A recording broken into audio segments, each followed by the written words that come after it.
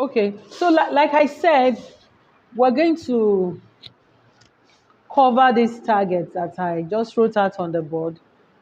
We start with data loading. If you check the folder that you're given, you're going to see one of the folders inside that your well test data LPGC has multi gauges.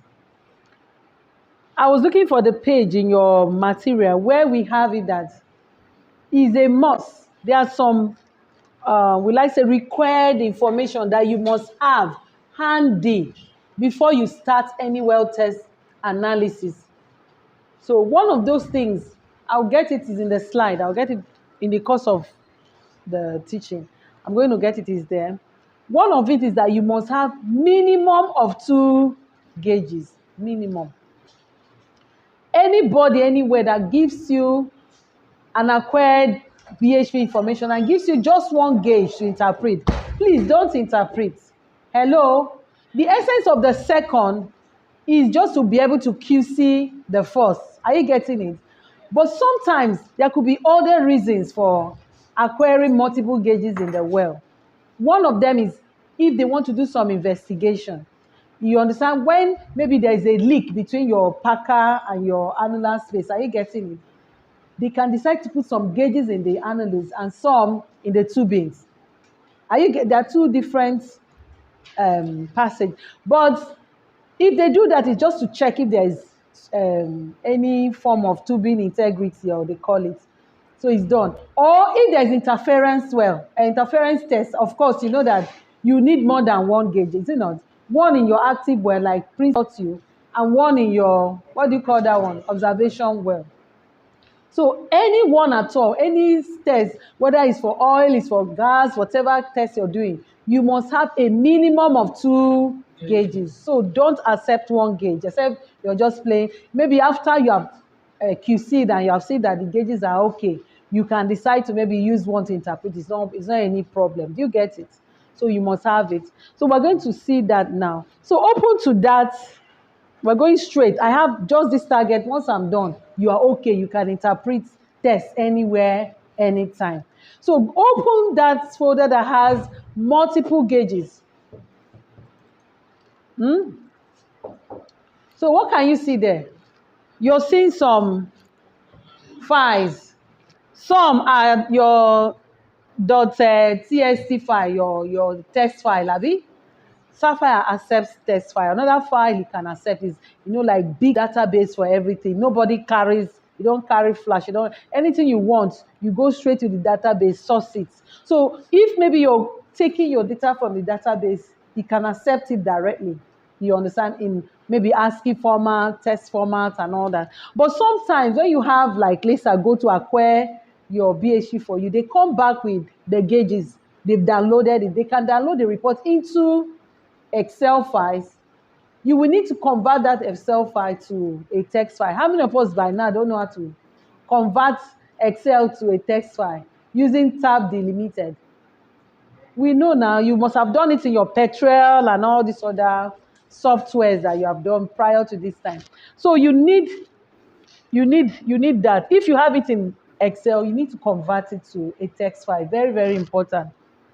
So if you look at it, I have 2 different types of gauges here. I have the one for the annulus. I also have the one for the tubing. True or false?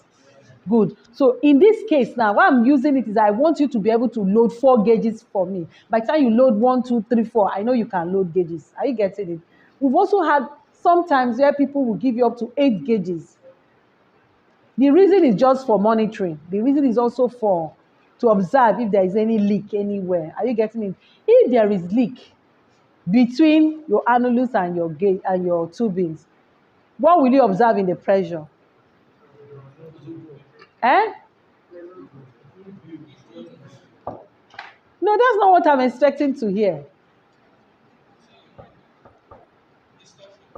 They will be seeing the same pressure regime. Are you getting it? When you plot the pressures, there won't be difference between the pressures coming from the annulus and the one coming from the gauge, because they are in communication.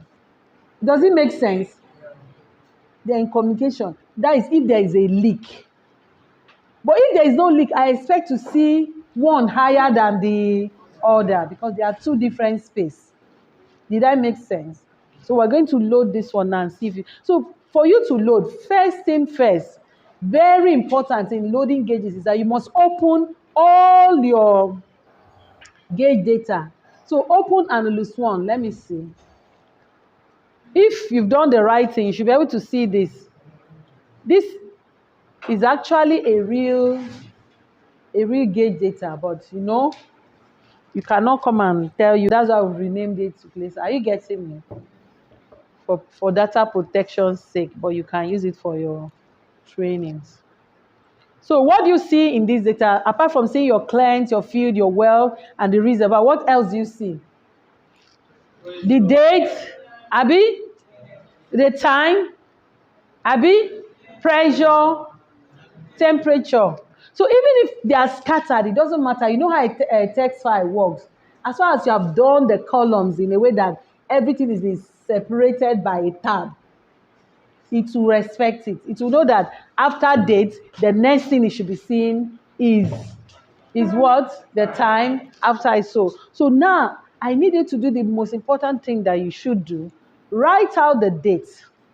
Whenever you open a text, you open any gauge file to load, two important things, the date and the time.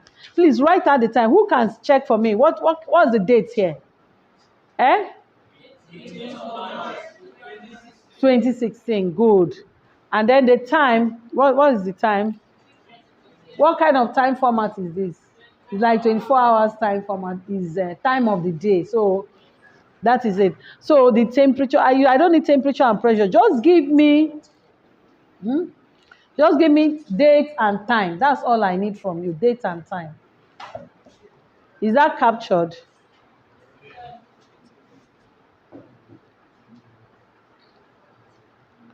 So now we're ready. I need somebody to also help me. Lillian, write out the date and time so that when I go off this page, I'll be able to see it.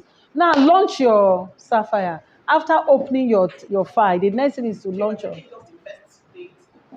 Yes, because it needs it to be like a reference that other date and time will now follow. Is it making sense?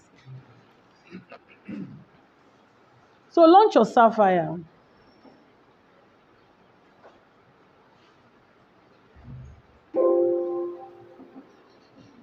If yours already have anything there, I need you to just, or let's look at the Sapphire itself.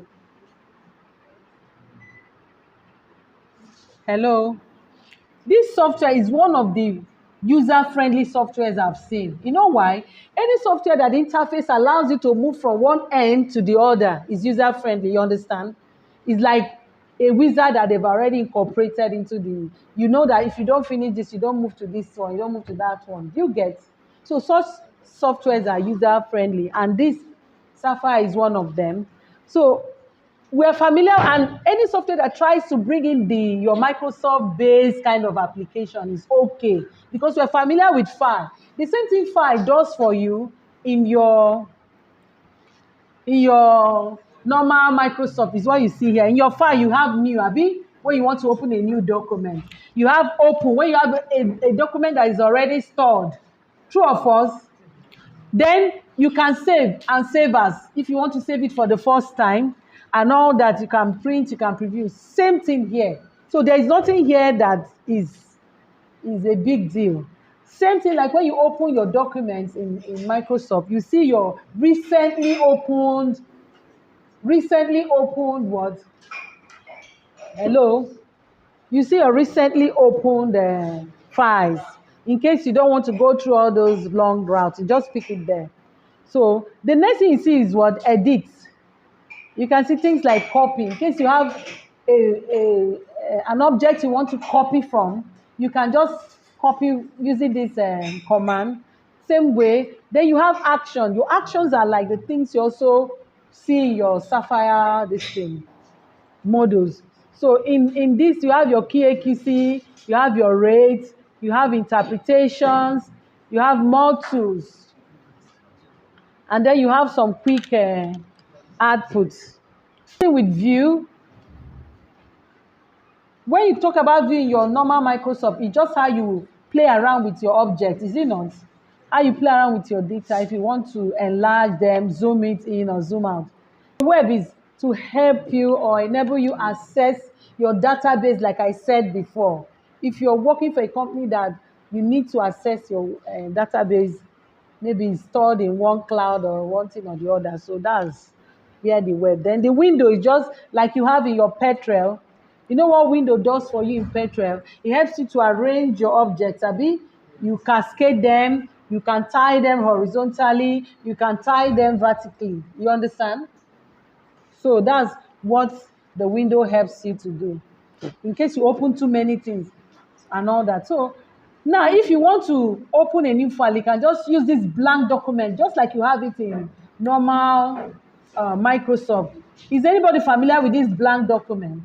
So when we're starting new, I can just click on it, that's all.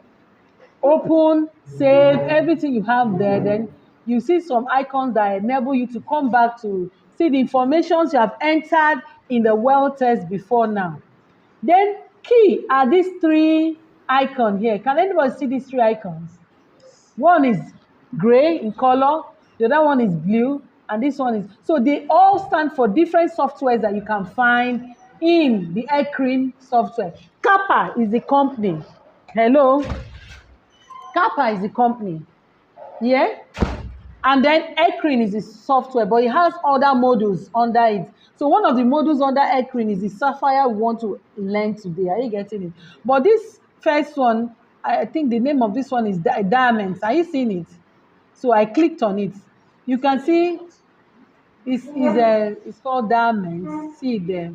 So it's actually used for maybe if you want to do some analysis, like maybe your PVT analysis, you want to see what's it called? Especially if you're working, loading data directly from a database. In fact, it's a database software. Let me put it that way, part of it.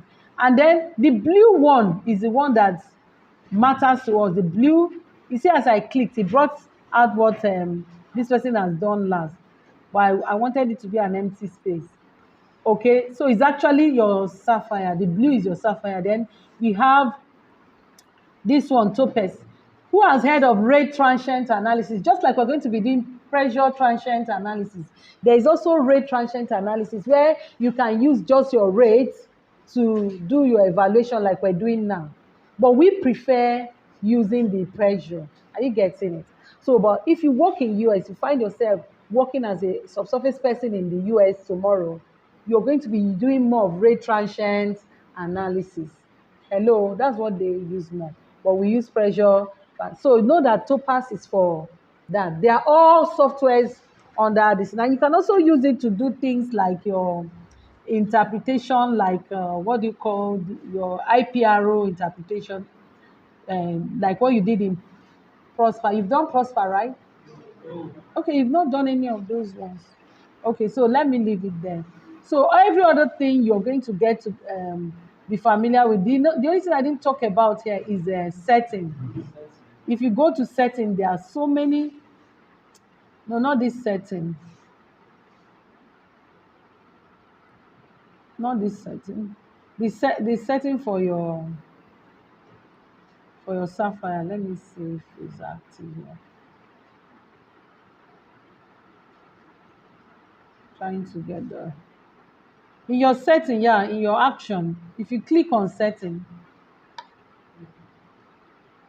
there are different things you can do. So things like language, in case you're from Spain or you speak Chinese or you speak French or you're Russian, you want to put it in your language, you can just put it. But here, we have defaulted it to English.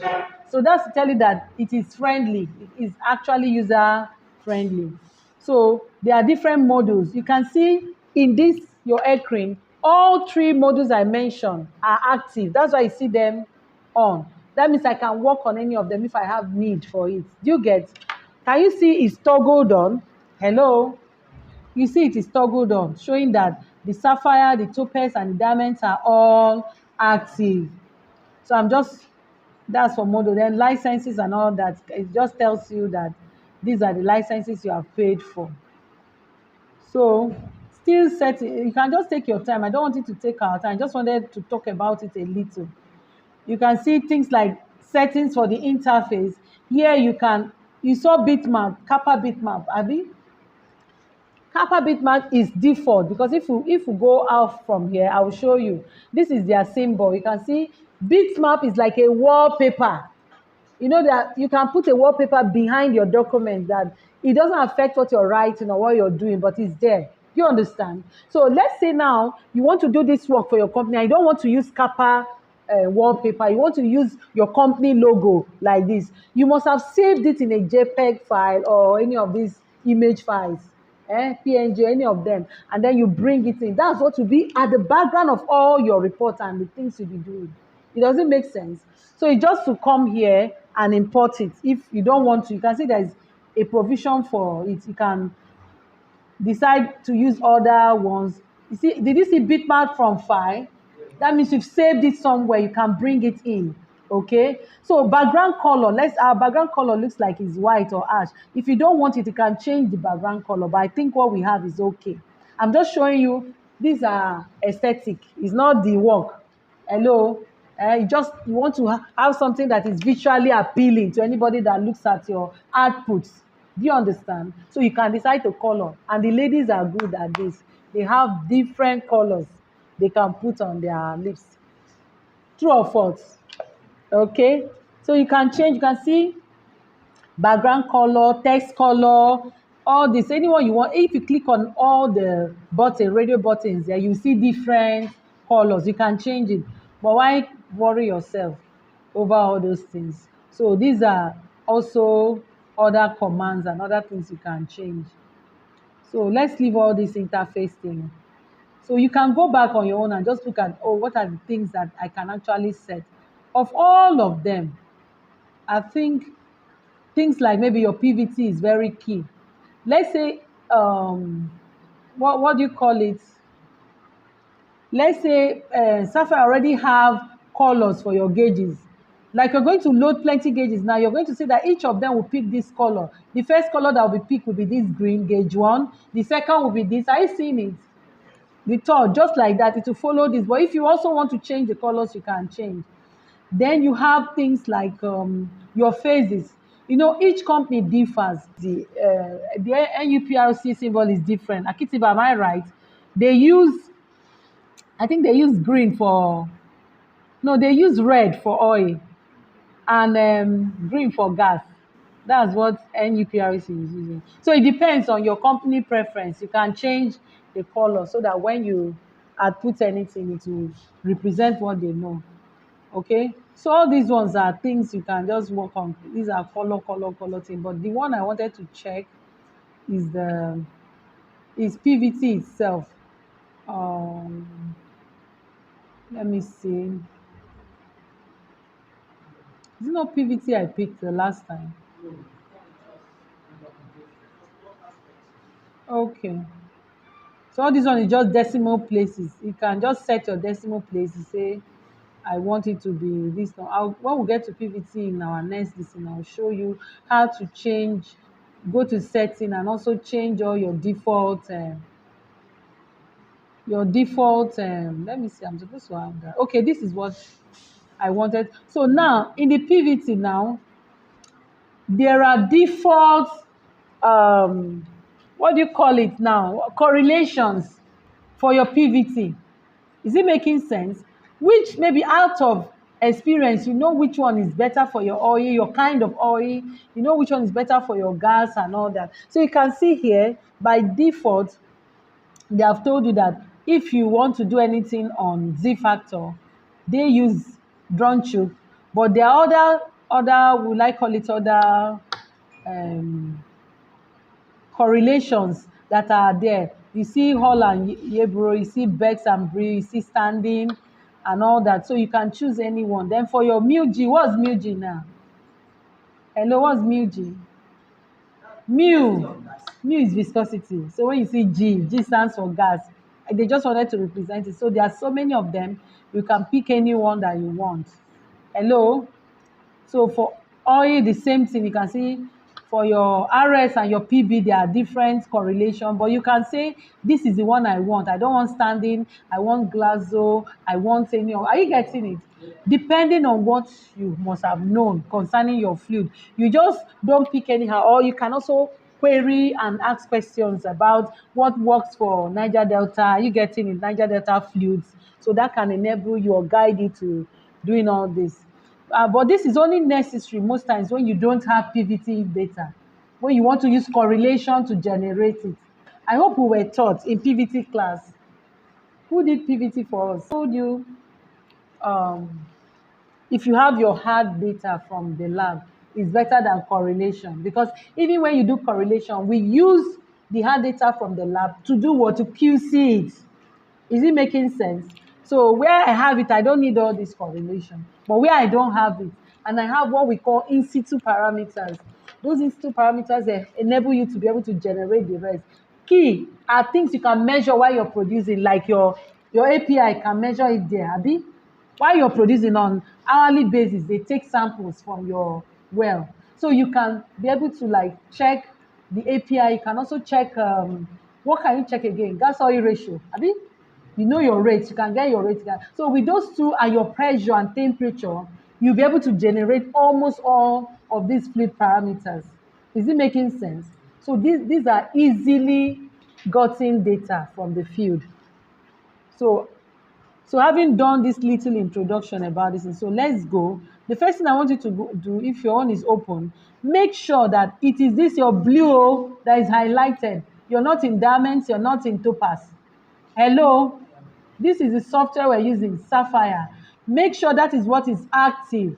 If you press it, go to new. You can do file new, or you can click on that icon. Remember, which icon did I say we click to start a new project? The blank one. So the moment I click it, sorry that there is something in the background of this one. Or let me close it, please. I just save it and close for the owner. And I close it. Oh, I'm closing it. I just right click and say open. Get the different ones. What? The file, the work file.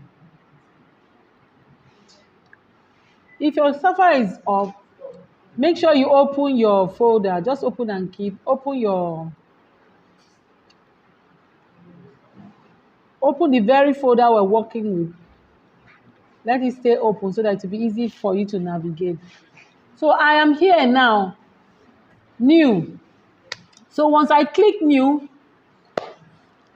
I get this window that is asking me to give inputs of what I actually want to do. First, before doing anything, please go to the reference time and date. Remember the reference time we took from that Annulus 1 gauge? Do you remember? So please, this is where a lot of people used to hang. Your computer and my computer might not be using the same date format. Please confirm what the date format you have is. My own date format is having 21st of September 2023. Can you see it? Yes. That is to say day, what? Month, year. Good. So I'm going to respect that. Already we've written that it's on the 18th. So if you click on the day, you should be able to write 18. I click on the month. What month is this in? So that should be March. But if it's giving you issue, use the drop down arrow. So what you do first, if you're going to use the arrow, change this to 2016 so that it brings you calendar for 2016. Are you seeing? It gave me September 2016, but my data is not for that time. It's for what time? March. So you can use that drop down calendar to pick your date. So I'm picking 18th of March 2026. So once it's okay, I just click there back. It's there. So for time, we have it on the board. I have 18, time of the day 18:42. You see, this one is using 12-hour clock, this in format. The moment I put 18, what happened? It took it back to what? 6. So you can see that yours is different from my own. Yes. So obey your computer. Don't follow me. Is that okay? Because if you come and write 6, like I have here, yours will be wrong. You won't be able to load this data.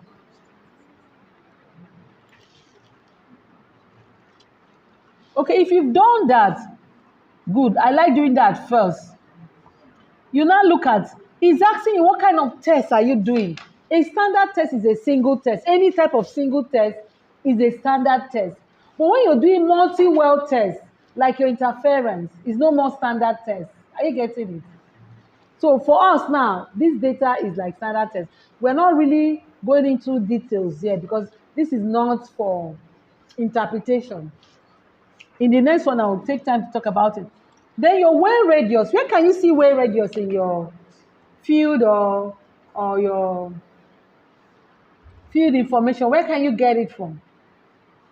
Your schematic, your well schematic can give you the diameter of your well, and you can get your radius from there. You can get your radius in any of these formats. So please pay attention to what they gave to you. If it's in feet, if it's in cm, if it's in inches, make sure you change the unit first before you write whatever you're going to write. Otherwise, you'll be in error. You'll be writing something for another unit. Do you understand? The unit first. Change the unit first before you key in. If your data was given to you, except you want to convert it, which is like giving yourself an extra headache, first before you bring it to the unit that is default.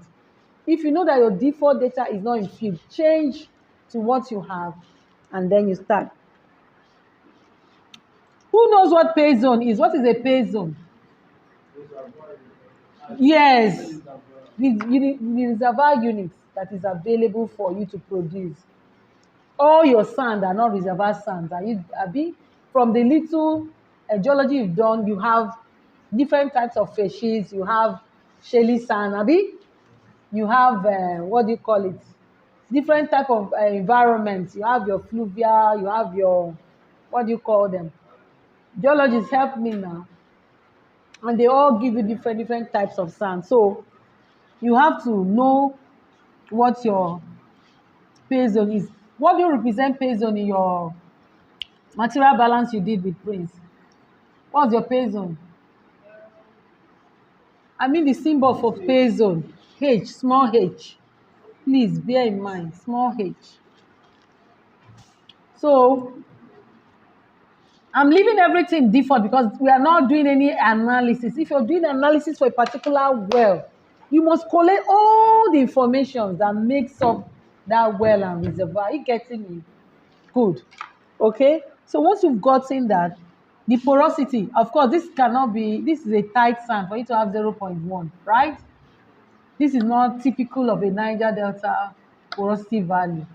Ours starts from where? From all your petrophysics you did. Formation evaluation you did. They did not talk about typical formation values. 0.23 and above. You can have up to 0.3 and all that. Okay, 2223, typical of Niger Delta. So what phase of your oil, of your fluid are you interested in? Is it gas? Is it water? Is it oil? Are you getting me? So we're leaving everything default. When we load the one for interpretation. So now that we're done with the informations we need, if maybe there are units you want to change, you can change it before you load your data. Are you getting it? You're telling it, please bring this for me. And then for those of you that work with companies that keep database, you have to fill this form, your company, the field name and all that, just for you to be able to retrieve where you have several. Are you getting it? Good.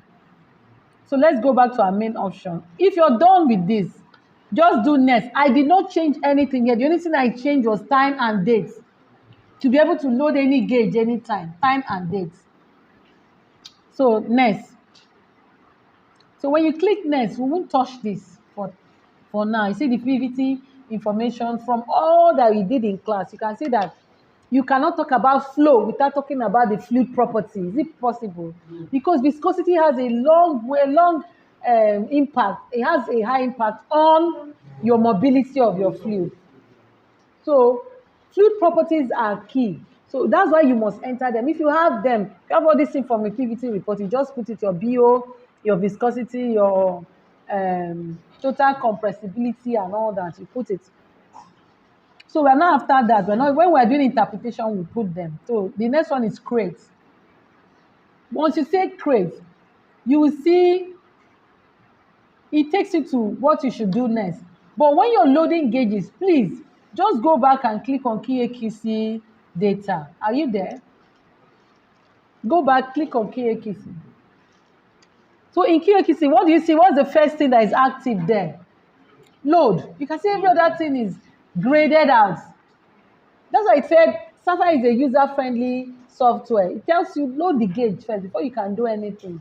And for you to do anything in your well test interpretation, remember, I will sing it like song. You need a minimum of how many gauges? 2. So that's it. So, but for now, we have up to 4. That's why we said minimum. So click on load. I'm loading fast now. If you click on load, look at your left-hand side or right-hand side. What do you see? You see option, clipboard if you copy the data. Notepad, keyboard notepad and notepad. Then you have keyboard and spreadsheet. So if any of these are your option, or if you're doing real time is monitoring when you have, there's what they call smart rooms in all these big companies, where real-time monitoring of what is going on in the field is seen on the screen. You understand? So if you're doing real-time interpretation, like companies that have permanent downhole gauges, you understand? Per minute, per second, the gauges are capturing pressures as things are happening in the well. So that's real-time. You can connect it to your Sapphire and still be loading. As it's updating, you're seeing the changes in your log plot and your derivative, and you're reinterpreting what is happening. Okay? So, but for us now, we have it saved in an ASCII file. So click on that. It will take it to your data, well test data LPGC. Look at the folder I said we're working with, which is your multi-gauges. Click on it. Our first gauge we opened here in class was what? Annulus 1. Is there anybody that didn't open Annulus 1? That's where you copied your data and your time. Click on that Annulus 1. Open. Is it open? Good. So if it's open, click on next. You can see it will give you the directory of where you got this data from. Is anybody's own not showing it? My own starts from desktop, well test analysis, and then all this blah, blah, blah, the file where it came from. So if you look, it's not your own, you say, no, this is not where my file, I kept it. Are you getting it? So go to next. Have you clicked the next? Yeah. Good. So here now is where the work lies. We're going to arrange. Our data is looking like it's in free format, but that is not what we want. The one we loaded came in columns and tab delimiter. Are you getting it? So now, for you to get it in that way, just create a field for it. Click on field. Have you clicked on field? I will go back. Somebody said he didn't get it. We started with new field. Look at what it has given to us. It has given us column A, column B, column C, and column D, Abi? So now we're going to tie our rows to column. If you get down here, you can see that here is having, the field is having different things. So that's the work we're going to do now, to tie the rows to the column. So what does column A have? 180316. What does it have? Date. So you come to this first A here in the row. You see type. Click, what is having is decimal time, but that's not what is in our column A. Is it decimal time that is in our column A? No. So you click. When you click on that drop down arrow, you're going to see what is there is date. Abi, I pick dates because date is. Now, when you pick date, it shows you different date formats. Please look at your data. What date format do you have? You have day, month, and year. That's what I have. I don't know what you have. So look at it. If you look at here, you see different date formats. You have only day, only month, only year. You also have day 31st 12 1994 is a format. Abi, I have another one. 12 31 is, what is this one? Month, day, year. I have 31st December 1994. What is this format? Day in numeral, and then month in words, and then the year. Is still day, month, year, but the format is different. Then I have this one, the month, the opposite of this one are the months, the day, and the year. That is what I have here. And then you have this one that comes year. I think it's US or which people that write in this format. They put year first, the month, and the day. The reverse of what we do. So if your data is coming in year, month, day, you choose that one. But our own we have confirmed. My own is this first one. So I pick it. Hello?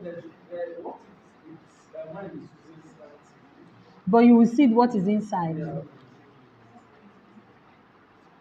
You see what's there. So what is in our second column B? What is on column B? Whoever have eyes, tell me sharp, sharp. Time. Yes. Lillian, please check what happened. But did you pick the date? It's time. So click on it. It will be time. You have what format of time there? Some of us have 12, some of us have 24. So what you have is actually time of the day, like a digital time of the day also.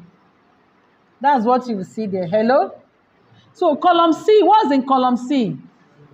So also click on that radio button and then look for pressure. Pick pressure. So what's on your last column, D? Pick. The moment you've picked everything well, your whole ABC on the row will become green. Did you see it? Show you that green is go. You're okay. You get. So when you've been able to do that, so what do? You can now load your gauge. I'm clicking load now. You click load. Your own, did it change? Load, it will load. Mine has loaded. Has your own loaded? So what did you see here? I don't know if, no, apart from line, you're seeing two plots. The one uppermost is what?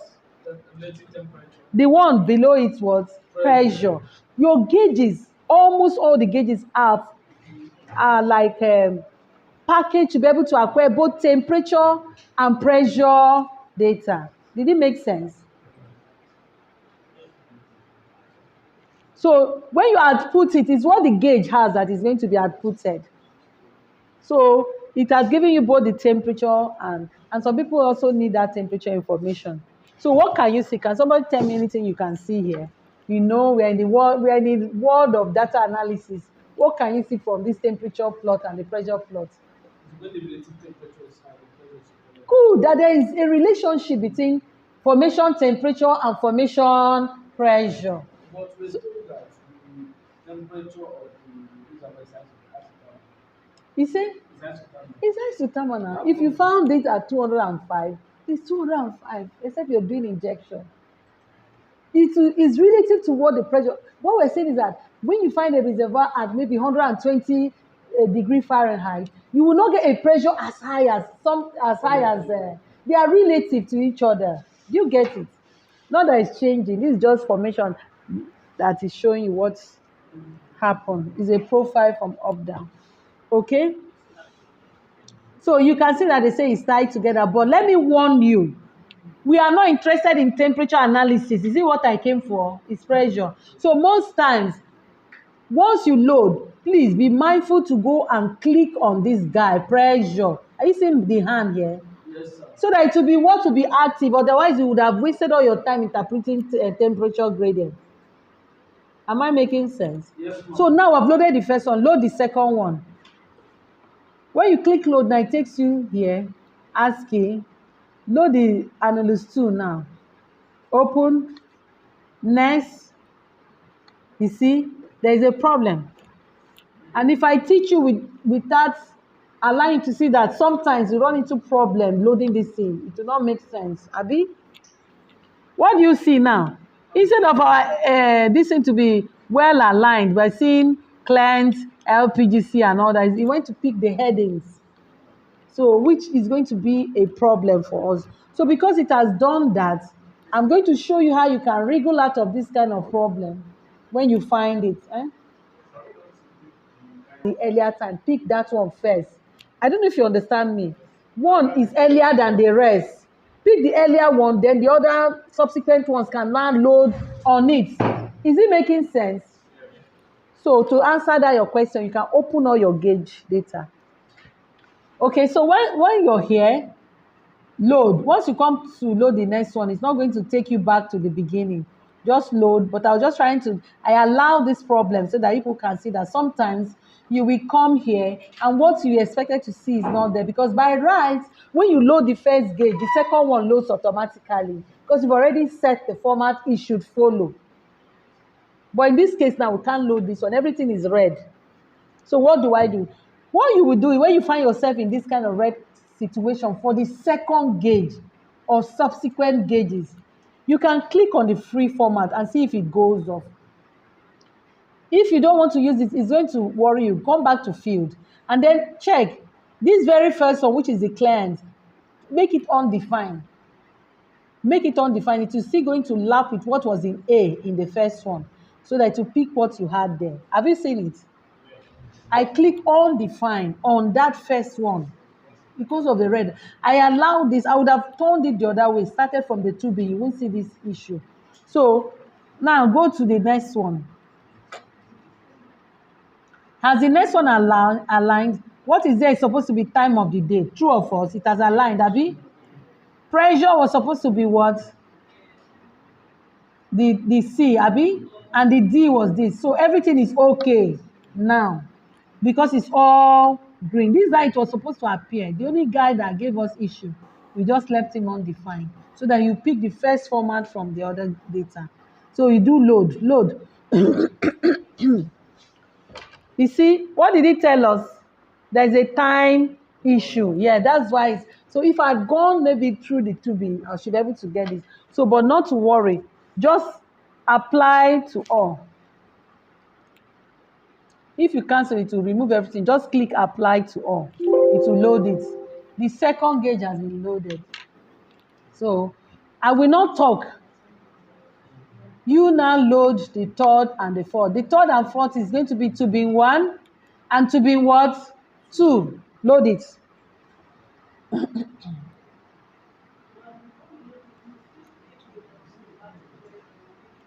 Don't worry. When you finish loading all of them. So ASCII, I'm going to 2B1. I'm not talking to anybody. Why am I even opening my mouth? Did you see what I said? Everything now is following the format that's already been set. Can you see? We're loading 2B1. We've loaded analyst 1, we've loaded analyst 2. Abi? Now we're loading 2B1 and 2B2. Load. Okay. No, it will come in. We're bringing them in when we finish. It doesn't disturb it. So apply to all like we did in the other ones because of that time overlap. The third gauge has come in for me. I don't know of your own. I load the last one. Yes, I just loaded 2B1. I'm going to load 2B2. Okay. Okay, you're done now. So all 4 gauges are there. So now for me to know that all 4 gauges are there, who was worried about whether we activated pressure? You can activate it now. So please look at the, what do you call it now? Your menus now. Immediately after this, your white, blue, and orange icon. What do you see? There is something like looks like a palette there with different colors. Please click on it. If you look at it, is what is showing is what show legend. Because I won't be able to separate each gauge from the other, but the colors can help me. So when I pick this, what happened? It has shown me what they are. The green one, like we saw in that setting, is the first gauge, analyst 1. This other orange, analyst 2. This pink or purple is an tubing 1 and tubing 2. Have you seen it? So it tells you which gauge is which gauge. So I'm done with this. This is gauge loading. So do save as and call it gauge loading. That was just the essence of the whole thing. With this now, if I give you a gauge, a pressure, a wear test gauge to load, can you load it? Yes, ma'am. Everybody can load Nabi. This is just the format, no other thing. We can save it inside the folder. Save it, create your own folder or put it in the same folder anywhere. I can go back. You can go back and I'll come back to here. I'll just create my work anyhow. I call it anything. I'll just write it my work, my data input. So I can put my own there. But don't leave it like that. Call it a name. I called it what that gauge loading, Abi.